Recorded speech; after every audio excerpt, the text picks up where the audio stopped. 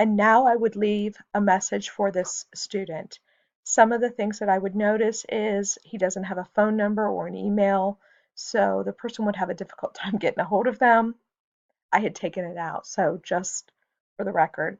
The grade point average is great. It's good that he put that on there because it's above a 3.3. His experiences, he uses good active verbs, action verbs, prepare, manage, analyze, transport, provide, clean, conduct, officiate, communicate, verify, mentor. Those are all great words. But down here, he uses the word provided 3 times. So I might suggest that we make some changes there. He has only one thing listed in his leadership and activities.